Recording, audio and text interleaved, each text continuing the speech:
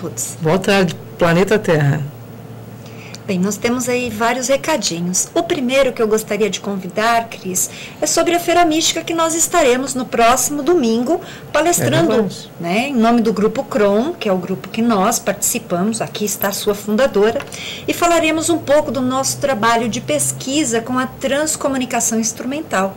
Então, vocês que nos questionam muito no Facebook, nós também trazemos as pautas, que nós temos o trabalho junto com a Sônia Rinaldi e Paty, nós estaremos mostrando para vocês nesta palestra que começa às 13h30 da tarde do domingo, dia 10 de março, lá na Feira Mística, no Clube Holmes, na Avenida Paulista. Então, para maiores informações, entre em contato conosco ou compareça. Estaremos lá fazendo uma cobertura bem legal também. Que horas que vai ser a palestra, Kátia? 13h30. 13h30, gente. Isso. Eu e Kátia Gai estaremos fazendo a cobertura também dos eventos que vão ocorrer lá, né, Kátia? Muita dança, outras palestras, nossos colegas aqui de trabalho que muitas vezes compareceram aqui. Então, vocês podem ter um domingo aí recheado com muita consciência, com arte e cultura, que é a proposta aí do trabalho que estão fazendo, né, dessa Feira Mística. É verdade. Kátia, essa semana eu recebi vários comunicados sobre o grande festival de besteiras de Marcos Feliciano. Estou olhando aqui no computador, porque os internautas me mandaram assim, vários recados chumbando o Marcos Feliciano, porque ele é homofóbico, ele tem discursos homofóbicos, discursos contra negros, dizendo que a raça negra é uma raça inferior. Sobre a ciência, inclusive. E ele está sendo aí, ele foi agora convocado a ser presidente da Comissão de Direitos Humanos, gente. Isso é uma ironia, né? Nós podemos mudar isso, né? Porque como que uma pessoa deste nível pode encabeçar um trabalho desse? Que direito? Não, ele está falando dos direitos dele, né? Não, pois é. Que direito, né? Humanos. Gente, vamos olhar, né? Vamos realmente começar a falar um pouquinho, porque as coisas andam bem estranhas. E ninguém pode ir com essa monta de preconceito, já começar e falar. Então, vamos olhar aí com olhos mais apurados para esses políticos, para essas coisas. Eu acho que a gente pode. Nós já vencemos alguns abaixo-assinados que surgiram. Esse é mais um. Eu tenho certeza que se eu entrar... Né? O pessoal me mandou mais ou menos uns 2.000 e-mails falando desse presidente, né? Como que é uma incoerência, né, total ele ser o presidente da Câmara, né? Olha que Comissão de Direitos Humanos da Câmara. Africanos descendem de ancestral amaldiçoado por Noé. Isso é fato. Isso é no discurso dele, viu, gente? Não é? Nós estamos colocando aqui para vocês um cartaz onde ele faz esse discurso. Sobre o DNA. AIDS é o câncer gay nos discursos dele. Que o DNA de Jesus não era igual aos nossos, né? Então, ele pertence a uma raça superior, enfim, tem várias coisas aí interessantes vocês atentarem para uma pesquisa sobre isto. É verdade, porque afinal de contas, o representante que está lá fomos nós que colocamos, e nós temos o dever de colocar e podemos também tirar, se ele não corresponder à vontade do povo. Enquanto nós somos a maioria, eles são a minoria. Essa é a lei, é Constituição, está lá. Nós podemos tirá-lo. É isso aí. Bem, tem uma outra polêmica também, Cris, que a gente comentou até que iríamos pesquisar, que é aquela bactéria, né? Então, o que eu posso falar da bactéria que está ocorrendo na África, é uma bactéria muito rara, conversei com o médico, não é um especialista no assunto, mandei entrevista para o pessoal de pesquisa também dentro da USP, estou aguardando uma resposta, mas que não é uma coisa que possa se alarmar da forma que se estão colocando. Gente, lembra, o medo, ele é a maior forma de manipulação da nossa raça. Então vamos parar de temer qualquer coisa que seja colocada, entendeu? Acho que a gente tem que ter muita consciência e saber que nem tudo que é colocado também é verdadeiro, né? Com certeza. Aquele fato que está lá no Facebook, que o Chico Penteado postou, é uma realidade. Mas não é que está se alastrando, que o mundo inteiro está...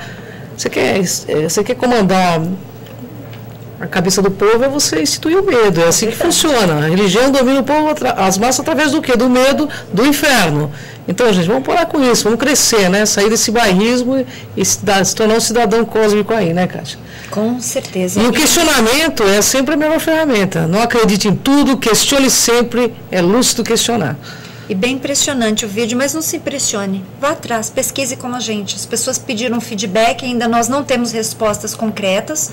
Assim, nós vamos nos manifestar assim que chegarem. Né? É verdade. Mas vamos então à nossa pauta de hoje. Que também é interessante. Nossa, uma pauta que é extremamente interessante porque nós vamos falar da parte filosófica da Matrix, do filme Matrix. Se tem algum ponto de verdade, se não tem. Eu sei que os internautas já estão entrando aqui fazendo um monte de questionamento, né, Kátia? É verdade. Então, quem vem para falar sobre esse tema, que pesquisa, que realmente absorve esse tema, ele é matemático, formado pela USP, mestre em educação de matemática pela USP e também professor universitário. Nós recebemos hoje aqui no estúdio da TV Orkut, TV Facebook, Silvio Alves da Silva. Silvio, prazer enorme estar com você. Gratidão, Silvio. Aqui, gratidão por sua presença. Toda minha. Muito obrigada mesmo. E a nossa produção não está no momento conosco aqui?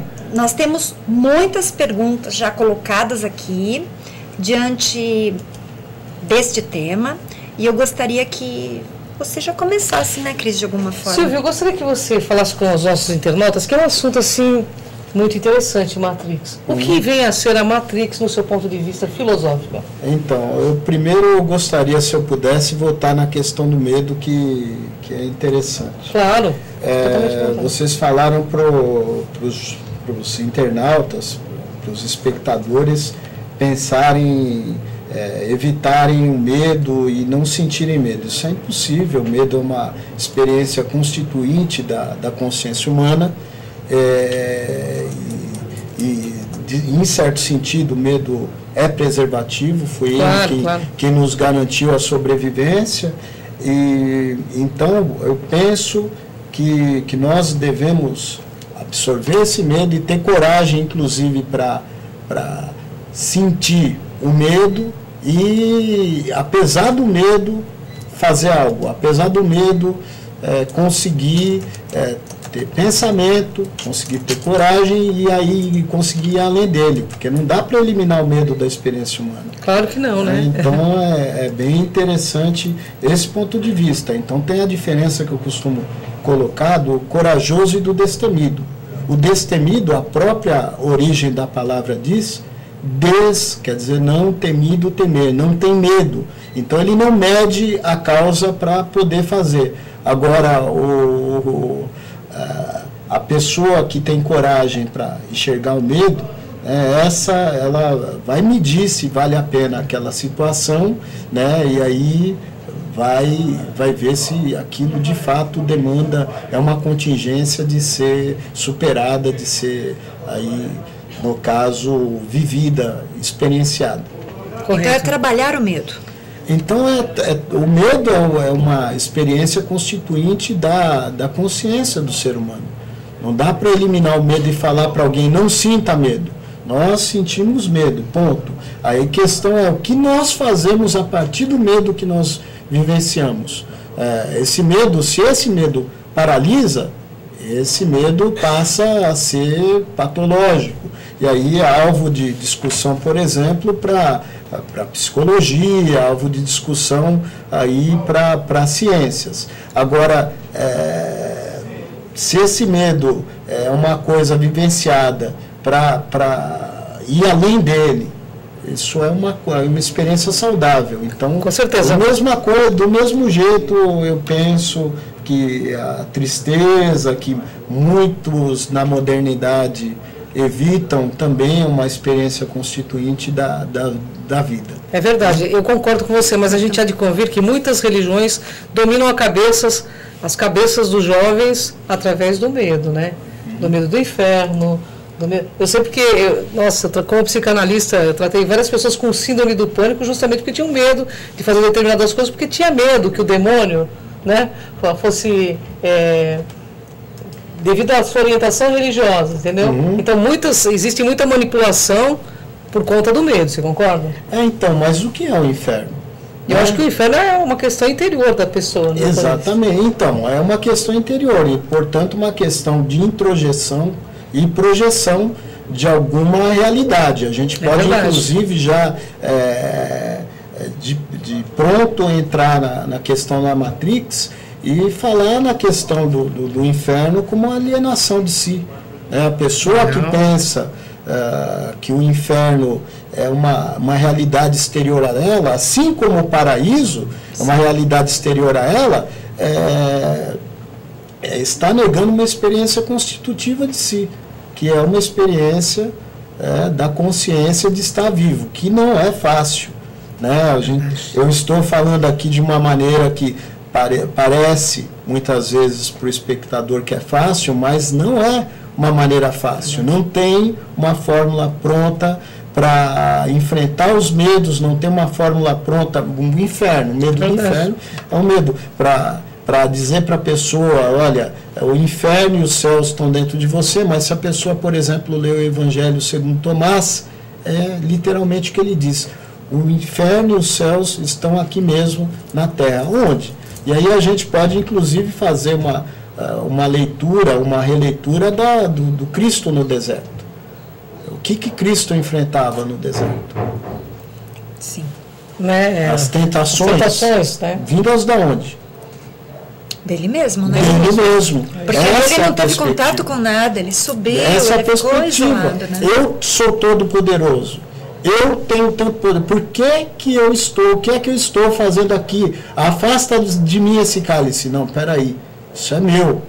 E aí, o que fez com que a experiência fosse além? A coragem. E o que era a vivência das tentações? Era o medo. E você acha que o medo é uma matrix? O medo é uma das grandes matrix. E as religiões, eu acho que reduzir as religiões, falar que elas só trabalham com essa ideia dualista. É lógico que elas trabalham, a gente viu aí uma manifestação do vereador cheia de preconceitos, e as pessoas muitas vezes chegam nessa formulação das coisas, nessa formulação de mundo. Mas existem outras matrix, outros deuses espalhados, como por exemplo, o que é a política, o que é a felicidade. A felicidade hoje o que é? Um sentimento. E a felicidade não é um sentimento.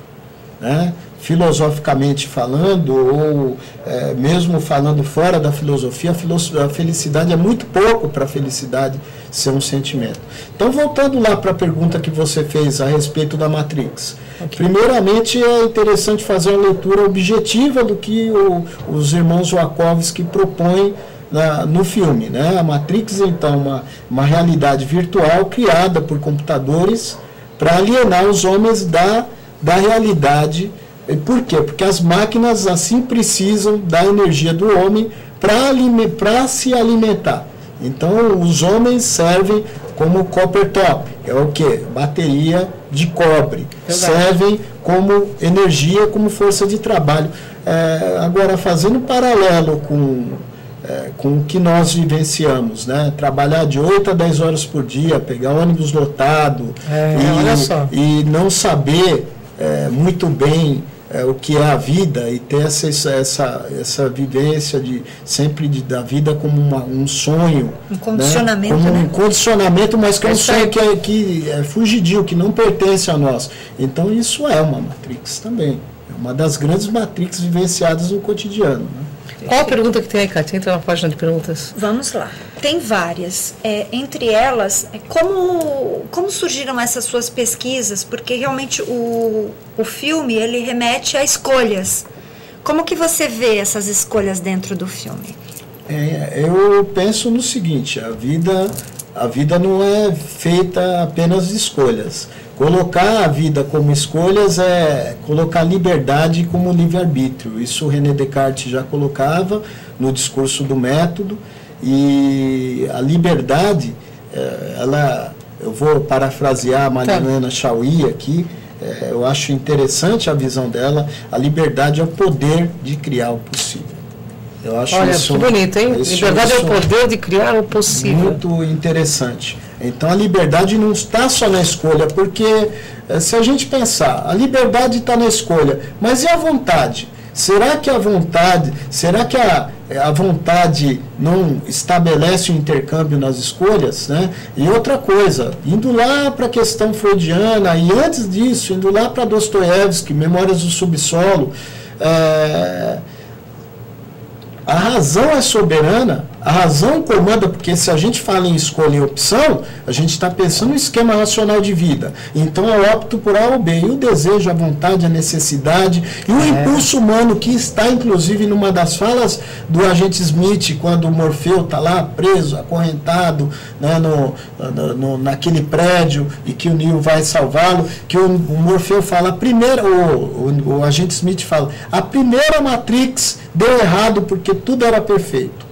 O homem trabalha numa condição, tem que trabalhar, precisa trabalhar, o ser humano numa condição de precariedade. E essa condição de precariedade não é de mera escolha. Ela é uma contingência em que a razão não reina absoluta.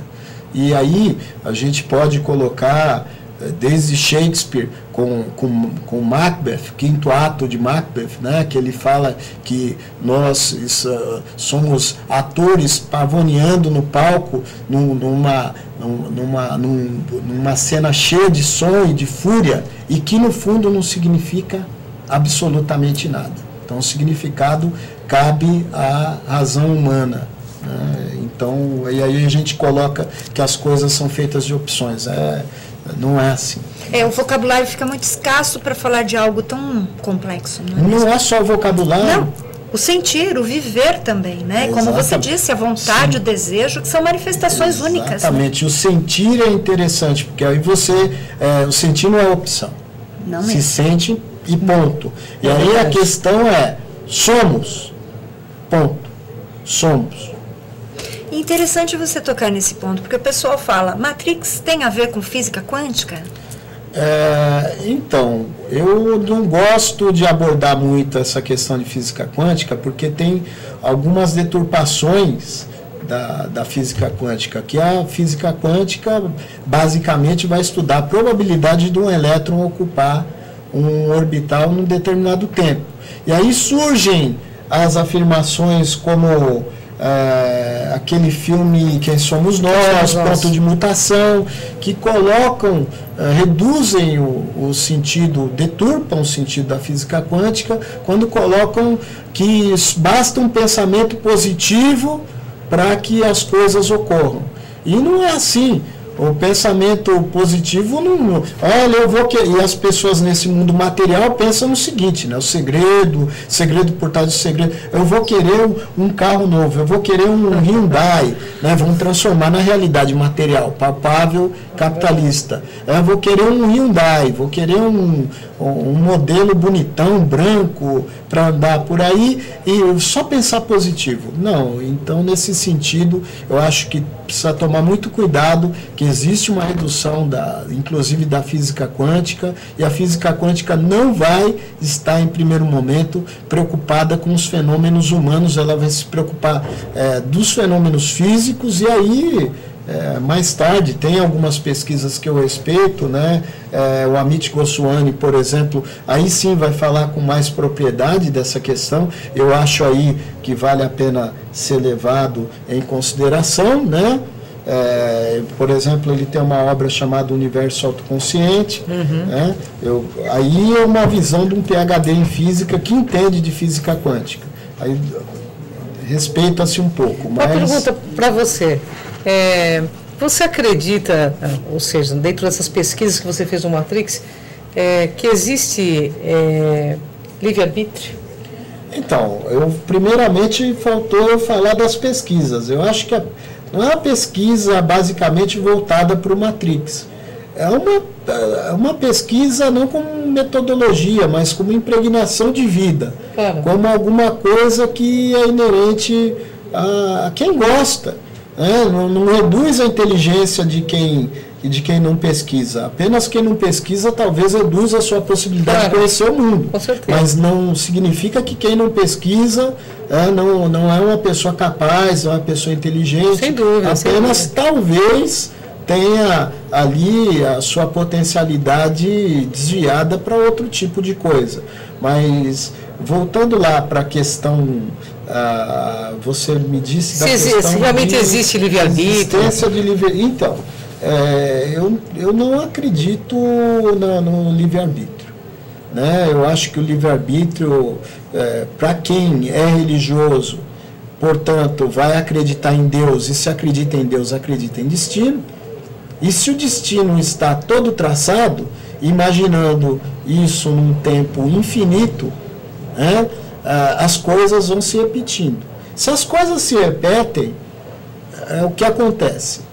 As pessoas estão fadadas a acontecer isso. Os gregos percebiam muito nas tragédias, né? A fatalidade, as cegas trameiras que traçavam ali o destino. As trameiras tinham, na verdade, um olho só para três e traçavam o destino ali de todo mundo. E quanto mais ela visse alguém, pior para alguém que foi visto.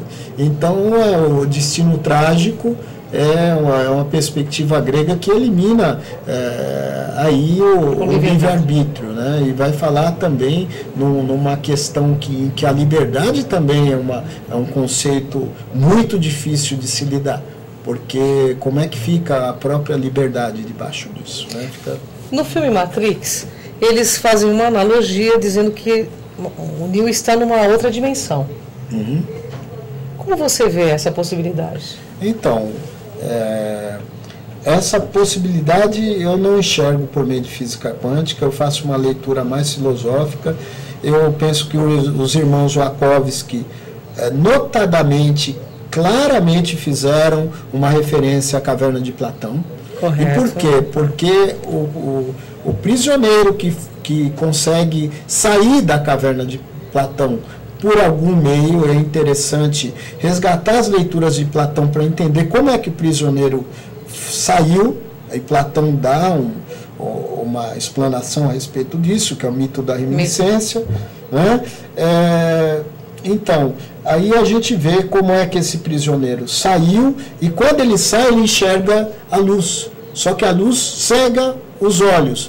E o que o Neo fala quando está lá deitado com um monte de agulha espetada nos pontos ali, que ele fala? Meus olhos doem. E o Morfeu diz, porque você nunca os usou. Olha que é uma referência direta à alegoria da caverna, e a questão também do Morfeu se apresentar como o mestre de Neo e falar, só posso te mostrar a porta, o caminho você precisa atravessar, que é a grande moral da alegoria da caverna, que está escrita na República, né, no diálogo chamado Banquete, que Platão escreve para dizer que é impossível ensinar, né, o aprendiz deve percorrer o caminho por si, que é o método socrático da maiêutica. É verdade. Maiêutica que vem, a mãe do Sócrates era parteira.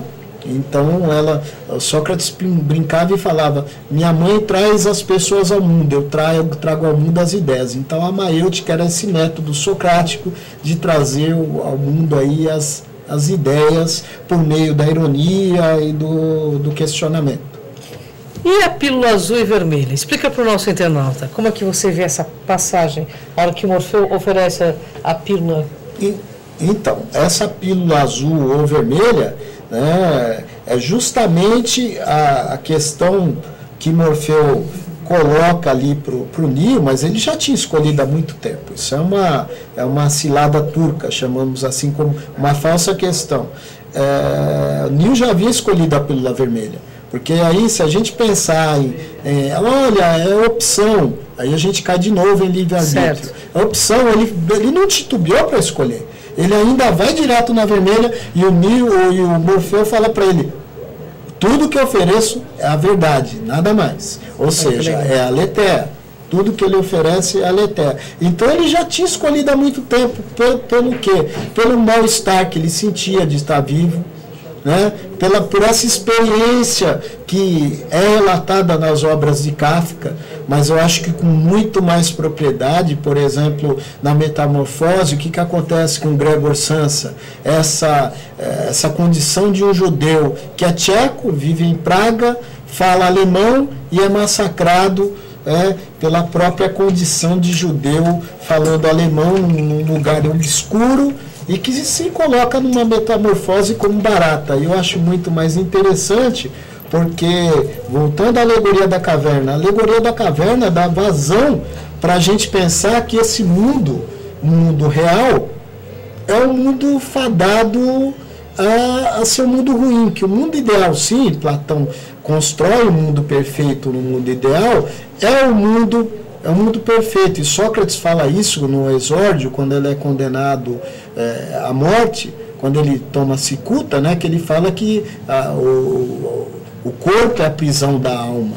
Quer dizer, nessa perspectiva, e na perspectiva cristã também, da queda cristã, que o homem come do fruto proibido, que é o conhecimento, e aí, a partir daí, todo impulso de vida é pecaminoso. Quer dizer, nós decaímos de uma realidade, e essa realidade, toda a pulsão dessa realidade é pulsão de morte, é pulsão pecaminosa. O que não acontece nas mitologias orientais, em que você não tem essa separação dos mundos. Por exemplo, quando a gente fala em Nirvana, a gente não fala no Nirvana num lugar, como o paraíso muitas vezes é colocado num lugar. É um estado de consciência. Apesar do samsara, apesar das vicissitudes, apesar da contingência. Fato. Eu tenho uma pergunta para te fazer. Desculpa, eu estava recebendo aqui o nosso convidado da pauta cultural, mas eu gostaria de saber o oráculo, como é colocado? O oráculo, de novo, é sempre uma referência à mitologia grega, ao oráculo de Apolo, né? O Apolo mata ali a serpente e então o oráculo fica responsável de guardar ali e fazer digamos assim, profecias, que na verdade não são profecias, não são bem adivinhações, são coisas que devem ser faladas, e aí a pessoa... parece um teste de Rorschach, né? A pessoa pode olhar de diversos ângulos. Assim como o oráculo falou, e os borrões, né? O oráculo falou para o Neo, você não é escolhido, não nessa vida. Ele entendeu o quê? Eu não sou escolhido, mas ele tinha de morrer para poder... não nessa vida, tinha de morrer para poder voltar e ser escolhido ali. Quer dizer, ela disse alguma coisa para ele, apesar de não acreditar, ele fala, a vida do Morfeu está nas minhas mãos. Então o oráculo tem um papel muito interessante, de novo remetendo à mitologia grega. Conhece a ti mesmo, é uma frase do oráculo de Delfos, né? E que tá ali presente. Então o oráculo, a pitonisa ficava perto de uma fenda que a gente pode pensar numa vagina da Mãe Terra, né? E essa fenda ali no filme ficou transcrita que a fenda saía muita fumaça e tal, como o fogão e os biscoitos. Eu achei bem criativa essa parte, porque ela pegou a roupagem de uma mitologia antiga e trouxe para a nossa mitologia. Sim. Então tem algumas coisas criativas, mas ali o problema do filme é o problema que já vem de Platão e de Sócrates, que é condenar, e que a filosofia cristã depois toma emprestado, né? Que é condenar esse mundo ao pecado, o corpo é a prisão do espírito. Isso... Então, gente, olha, pelo que eu estou entendendo aqui, a única forma de a gente conseguir não sair fora da Matrix, porque eu penso que não dá, né, totalmente, mas o autoconhecimento é uma grande chave para poder alavancar essa postura de saída aí, né? Você sabe qual a pergunta que todo mundo fez? Foi a que você fez, as pílulas, né? Nossa, interessantíssimo. Todo mundo é legal a gente conversar com ele, né? Porque ele, assim, é uma delícia falar com alguém que sabe o que diz, né? Que pesquisa, que estuda, que realmente se interessa em se autoconhecer, porque realmente... já há autoconhecimento aí, né? Agora, mais uma pergunta. E naquela hora que o Neo entra e fala com aquele menininho que está com a colher, e o menino fala assim, ele pergunta para o menino, como que você faz isso? Porque a colher entorta. Ele fala assim, quem entorta? Quem entorta é você. Eu quero primeiro falar em autoconhecimento, voltando à questão de Sócrates, e falando inclusive no aforismo do Nietzsche, que aparece em Crepúsculo dos Ídolos, que ele fala o problema de Sócrates. Sócrates faz questionamento, é um dos primeiros a fazer questionamento de si e dos outros, Mas ao falar que o espírito é uma prisão do corpo, ele faz um questionamento, ele faz um juízo da vida.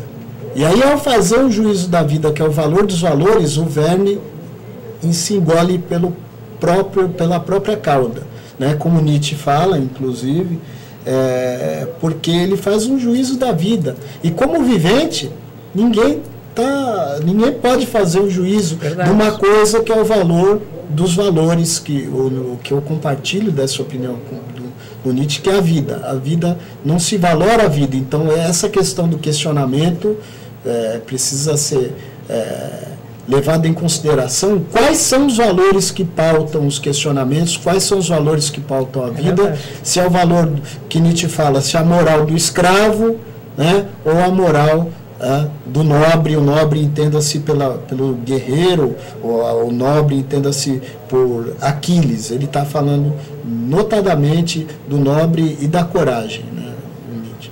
Mas voltando lá para a questão que eu sabia que ia aparecer, essa questão é um pouco falha.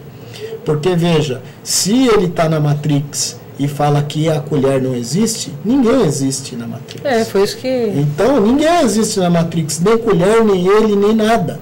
Então, aqui é uma das questões falhas. Eu acho que os irmãos Wachowski, na gana ali de querer colocar bastante coisa, o que eu não vou taxar de bom e nem de ruim, faz uma verdadeira coxa de retalhos do Matrix. Então, isso é lógico como uma referência à mitologia budista, mais precisamente a hinduísta, quando a gente fala do Maia, como o quê? Como a questão que muitos colocam como ilusão porque fazem uma leitura budista, mas que começa como a transformação possível do universo e das coisas. Então, Maia não aparece em primeiro lugar como ilusão, ele aparece como o devir, e o que é muito interessante lá no hinduísmo, lá nos Vedas, sobretudo no Rig Veda, porque a gente tem uma transformação da visão do Rig Veda para os Brahmas e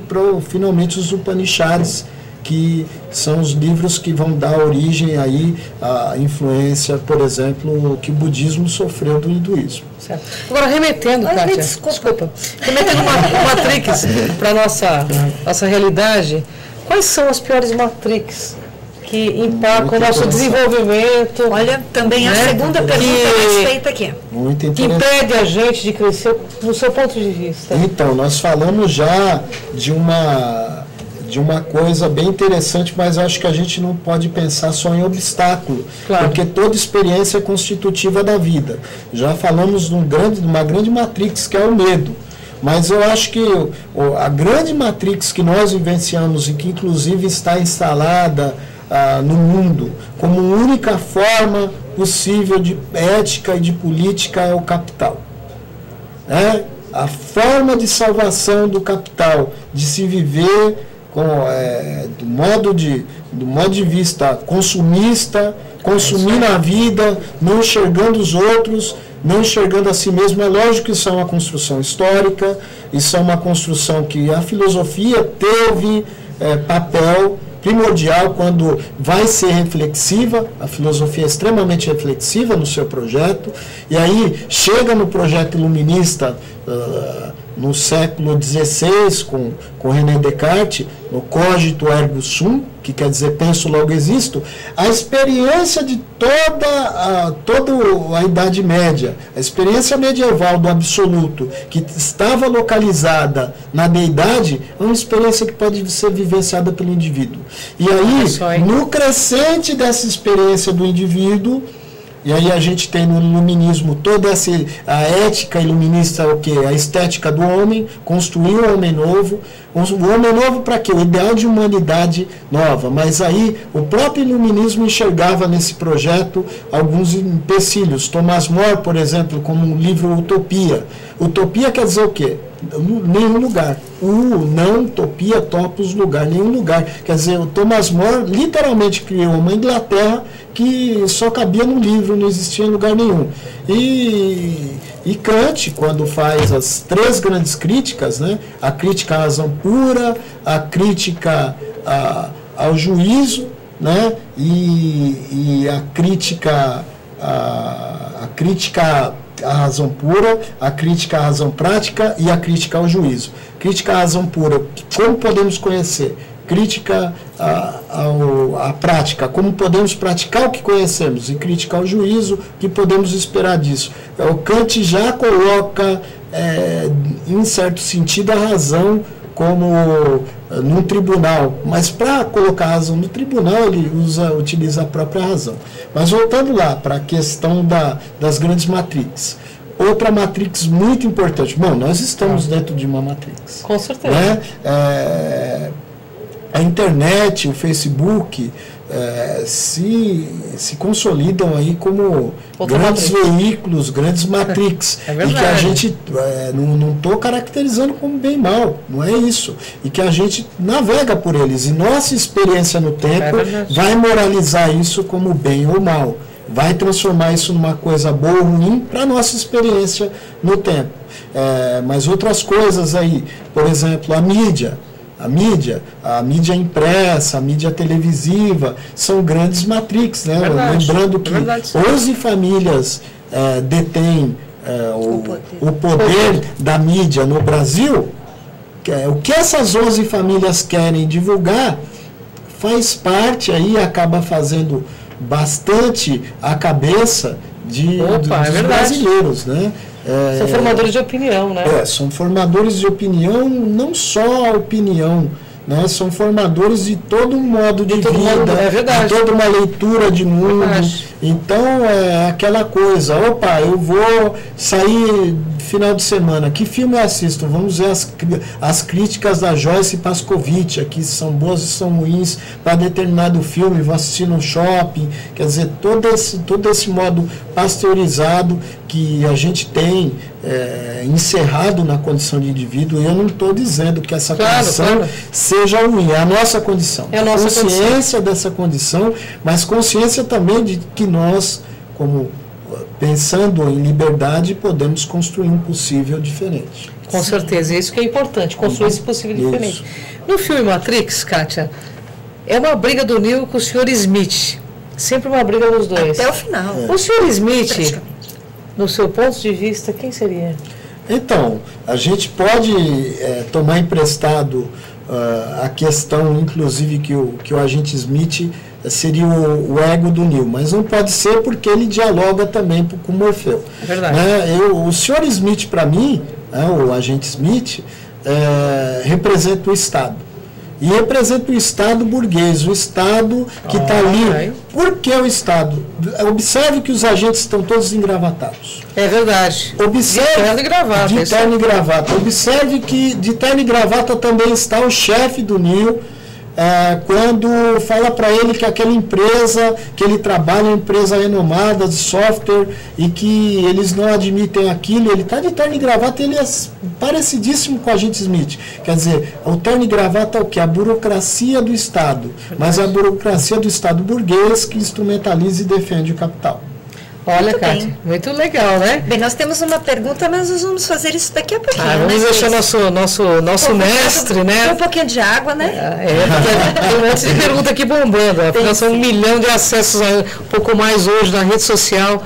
Gratidão aos internautas que estão entrando aqui. São muitas perguntas, a gente não consegue nem perguntar todas, né, Kátia? É verdade. E o filme é polêmico mesmo. É muito polêmico, mas é muito legal a explicação, porque é autoconhecimento puro, né, gente?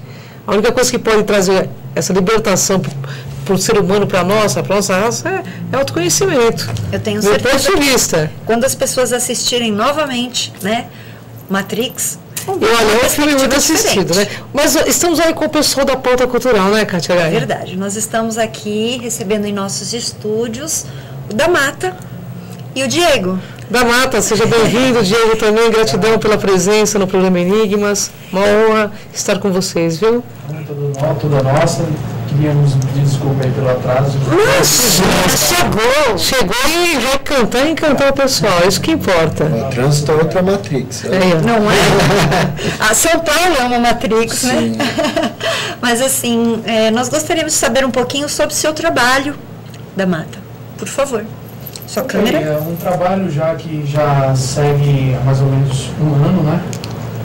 Na verdade, eu segui a carreira solo. usava o nome Diego da Mata.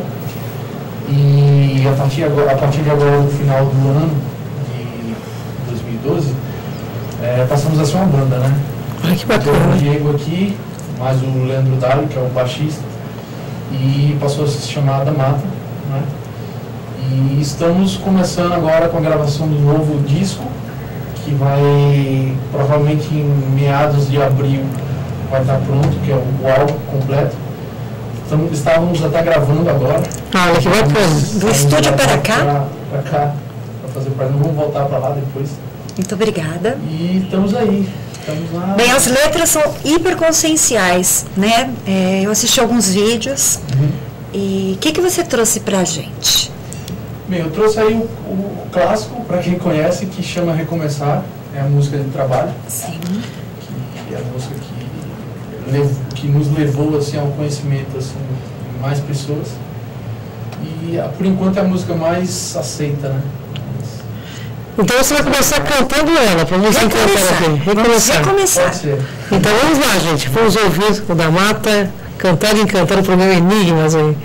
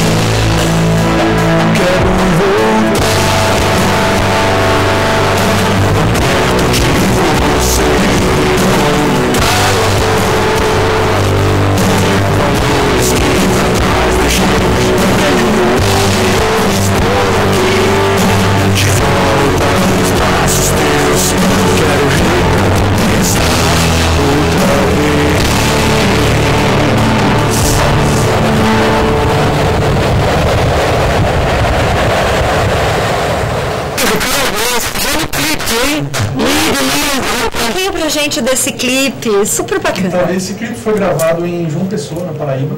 É o ponto mais oriental das Américas, né? O ponto mais perto da Europa e da África. Onde o sol nasce primeiro no Brasil e nas Américas. Olha só, muito bonito. E foi feito lá no Ponta dos Seixas, que é exatamente o trecho mais oriental. Fica onde fica essa praia maravilhosa aí. E aí escolhemos lá um dia bacana que estava vazio. A hora que o sol estava se pondo também. E aí ficou muito especial. Bem legal. Bom, fica o convite aí do programa Enigmas para vocês fazerem o lançamento do CD aqui conosco. Obrigado. É verdade. Aí cobra, por favor. Gravando, né? Vamos vir com instrumentos, com tudo. Bacana. E quando esse CD vai estar na sua mão? Eu acho que em meados de abril, provavelmente já está tudo. Então, você já acerta com a Cátia de Gaia aqui, que ela que acerta a pauta cultural, para poder encaixar vocês aqui. Sua agenda, como é que ela está, à disposição, como as pessoas te contatam para shows? Nós estamos com a TAG Produções, né? Sim. O contato da TAG é a TAG 4fan.com.br, que é o site. Tem o nosso site também, que é o damatarrock.com.br. E lá tem todos os contatos, os telefones, os e-mails, e tudo, vídeos, fotos, toda a história da banda. Para quem quiser saber um pouco mais, tem os canais do YouTube, a página do Facebook. É verdade. Tem tudo concentrado lá. Que bacana, hein? Que trabalho belíssimo. E... Bem, você vai encerrar o programa ainda com a gente, tá bom? Tá bom. Então tá bom. Kátia, faz a pergunta então do internauta aí que você tinha me dito. Não. Essa pergunta que você fez está englobando o que ele perguntou. Então, gente, a pergunta é o seguinte. Existem 8 países que mandam e desmandam no mundo. A pergunta é o seguinte, por que poucos reis e muitos escravos? Por que nós aceitamos isso ainda? Não, primeiramente é uma construção histórica que vem há muito tempo sendo feita, né? Se nós tomarmos aí a ordem mundial que se estabelece no começo do século XX, que é a Inglaterra recortando o Império Otomano e, por exemplo, construindo arbitrariamente o Iraque, construindo arbitrariamente a Síria, das intervenções que Israel fez desde da primeira década do século XX na Palestina, e a consolidação do Estado israelense em 1948. Se nós considerarmos todo esse movimento geopolítico, nós vemos que essa questão vem sendo trabalhada há muito tempo. E a questão da globalização também, que é uma coisa que parece um fenômeno recente, não é? Uhum. A grande globalização, o primeiro movimento se deu com a colonização. Então, aí já data aí dos estados absolutistas portugueses, o Estado português, o Estado espanhol se consolidando desde ali. Então a gente tem que ter uma evolução histórica disso, e com o advento da rapidez que a globalização faz de concentração de capitais, a gente tem inclusive uma noção bastante clara de que o que se globaliza é o capital, não é a cultura, não é o modo de vida, não é a melhoria da pobreza no Brasil, dos países subdesenvolvidos da América Latina, não é outra globalização senão do capital, do grande capital, que pertence aí à oligarquia no Brasil, e mesmo nos países de primeiro mundo também pertence, dá para se nomear esse capital em poucas famílias. Por exemplo, né, a gente tem o Morgan, que fomentou a grande crise de 29, desde da primeira década do século XX, espalhando boato que os bancos iriam quebrar. Como as pessoas souberam que os bancos iam quebrar, iam lá e sacaram seu dinheiro dos bancos. E o que aconteceu com os bancos? Quebraram, e ele foi lá e comprou tudo muito baratinho. Jogo, essa especulação, esse jogo, isso vem de há muito tempo. Isso que eu estou falando está no documentário Zeitgeist 1. Zeitgeist quer dizer uma palavra alemã, Geist, espírito, Zeit, tempo, espírito do tempo. Então, para entendermos um pouco esse espírito do tempo, eu não gosto muito da primeira parte do Zeitgeist, porque ele desconstrói a mitologia colocando o mito como se fosse uma mentira. E eles não entendem muito bem o caráter do mito, que não está ligado nem à verdade, à mentira, mas está ligado ao ludus, né, ao lúdico, ao que não se classifica como verdadeiro ou falso. Mas lá a parte final que eles falam a respeito disso que você me perguntou, do grande capital, aí é bem interessante. Mas sempre houve poucos reis E muitos escravos, desde a Idade Média. A gente pega o rei, era o quê? A figura mitológica do rei era o Rei Sol. Então, isso vai se quebrar com Ricardo II de Shakespeare, inclusive que a gente tem Ricardo de Banderbrook, que vai reclamar por competência o reinado da Inglaterra, mas essa é uma passagem interessante que Shakespeare faz, inclusive, do rei da natureza para o rei da competência. Correto. Vamos sair da Matrix, né? Então, né, Kátia? Porque assim, as pessoas, aproveitando o lúdico, que tem duas perguntas interessantes, você não vê como nem ilusão e nem estado alterado de consciência, Matrix?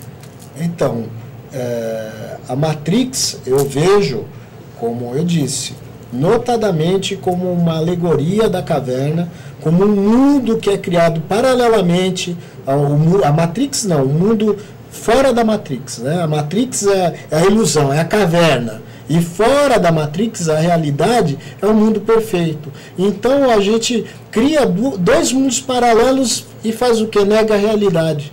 Nesse sentido, eu acho que Matrix tem pouco a contribuir, reforça alguns dogmas cristãos, que é a questão do paraíso é depois. O paraíso não é agora. Salvador do Salvador, que o Neo é o arquétipo do Salvador, o Neo como novo, The One, que é o escolhido, o Eon, ou Aeon, que é o ciclo, né? O Noé, que é o outro arquétipo do outro herói, que aparece em várias mitologias.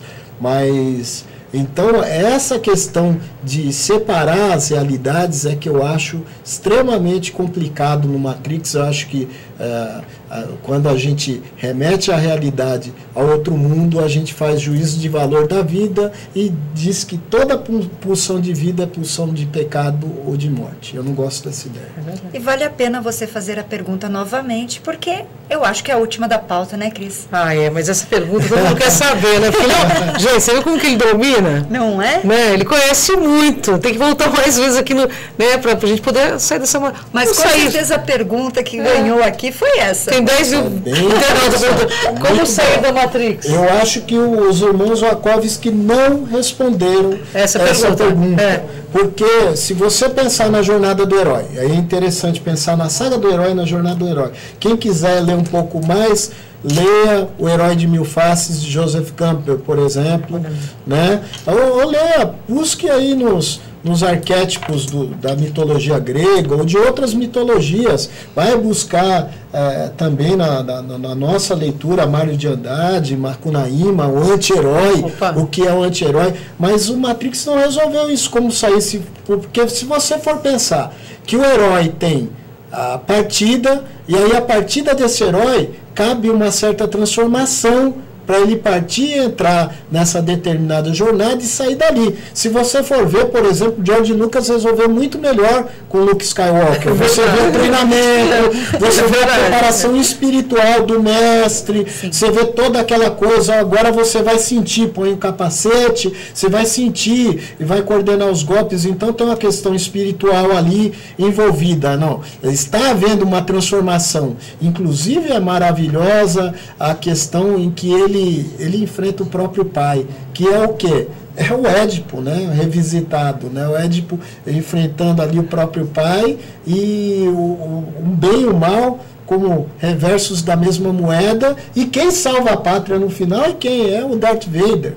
Mas voltando para o Matrix, eu não vejo essa transformação no Neo. Eu acho que os irmãos Wachowski não colocam essa transformação. E como é que a gente pode fazer essa transformação não enxergando essa dualidade que o próprio Matrix coloca, que o cristianismo muitas vezes coloca e que as religiões colocam de realidades paralelas, enxergando que a vida é aqui e agora, que nós temos de enfrentar a vida, apesar do medo, apesar das outras matrizes que se colocam com coragem, porque medo é uma energia que é conservadora de nós, então ela é inerente à nossa vivência, à nossa experiência. Então, viver a vida com coragem e afirmar, não enxergá-la dualmente só. Tristeza é constitutiva da vida. Ser triste é ficar triste, muitas vezes experimentar, olha, porque eu estou triste, e não querer lutar, brigar contra aquela, não posso ficar triste, eu tenho que ficar alegre, eu tenho que me mexer, eu não vou refletir a respeito disso, eu não vou enxergar as outras coisas, não, então viver e enxergar as contingências como constituintes da vida. E aí eu estou tomando pensamento emprestado de Friedrich Wilhelm Nietzsche, né, quando ele fala, não somos batráquios pensantes, né? Temos de parir continuamente nossos pensamentos, dando-nos maternalmente todo o sangue, né, toda a luz que há nele, né? Nós não podemos agir de outro modo. Né? Ele fala, inclusive, lá no Crepúsculo dos Ídolos, quando ele vai falar do aforisma número 24, que é o problema de Sócrates, quando ele faz a análise socrática de dividir os mundos. Bem, bom, olha, a pauta deliciosa, porque é um conhecimento puro, mas né, nós gente? Vamos ter que terminar. Ele vem para falar de outro filme. Vem para falar de outro filme, de outro tema, porque ele tem muito conhecimento. Ele polêmico, eu sei que ele é super ocupado, Silvio, né? Muito é um obrigada. Mestre e sabe o que está dizendo, né, gente? Seus contatos. Seus contatos. Porque a pessoa tem bastante pergunta aqui. Eu tenho um grupo no Facebook que é Diálogos Impertinentes, está todo mundo convidado para participar desse Diálogos Impertinentes, que é justamente fomentar essa discussão, essa inquietude, que é interessante. O Neil sentia essa inquietude, mas o que fez o Neil entrar na jornada do herói? Não é colocado ali. Então, essa inquietude, esses pensamentos, essas coisas nós fomentamos, é um grupo aberto, as pessoas não só recebem como participam, postam coisas e nós interagimos aí de maneira heróica. Eu costumo falar que é um clube da luta, porque nós degladiamos sem dó nem piedade, mas é assim, uma troca de experiência. É isso aí, aqui no Enigmas quem reflete brilha. Então vamos encerrar o Enigma com os nossos queridos, né, Kátia? Com certeza. E o que você traz para a gente? Isso mesmo, Diálogos Impertinentes aí. Pode colocar para o pessoal. Sim, vamos lá. Vamos, Diálogos Impertinentes, porque não pertence a ninguém. Aí sim, hein?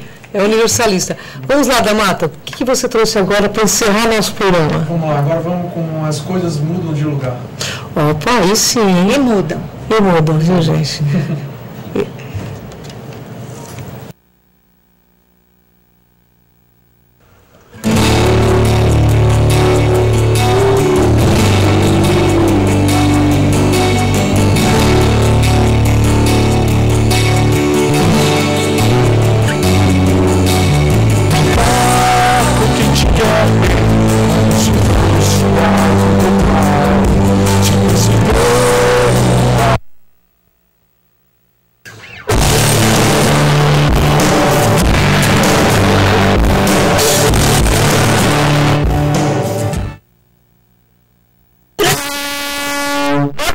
Produção, enquanto você acerta aí, nós vamos passar nossos recadinhos finais e o Damata já volta. Gente, dá um pau aqui, mas acontece. Bora ao vivo, então né? Bem, nós vamos falar dos programas da TV Mundi, que você já acompanha. Então, o programa Enigmas está todas as terças, todas as quintas na TV Mundi, pelo www.tvmundi.com.br, em 4 horários. Terças-feiras, 9h30, 15h30, 21h30 e 3h30 da manhã. Às quintas, às 10, às 16, às 22 e às 4 da manhã. E você assiste as reprises às sextas e aos domingos. E nós agradecemos aí a audiência aqui toda quarta-feira ao vivo, novos convidados, novos temas, né, Cris? Com certeza. E tem essa do Silvio, que trouxe tanto conhecimento e desmistificou esse filme Matrix, que é tão comentado pela moçada. É verdade. Honor is mine. É verdade. Como diz Morfeu, é honra minha.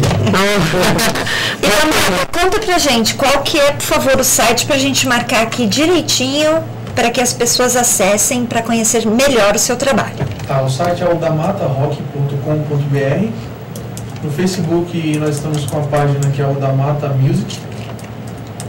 Perfeito. E lá no site já tem todos os canais do YouTube, as páginas do Facebook, está tudo reunido lá no SoundCloud. É verdade. E a gente vai conseguir, produção, eu vou dar mais um pouquinho? Para encerrar? Não! Você quer tentar fazer? Vamos terminar com um vídeo da primeira música, que foi a que ontem eu coloquei no Facebook e todo mundo adorou. Então vamos repetir e fica aí o convite para vocês retornarem. Vamos recomeçar? Vamos recomeçar. do ponto que paramos. Começar outra vez.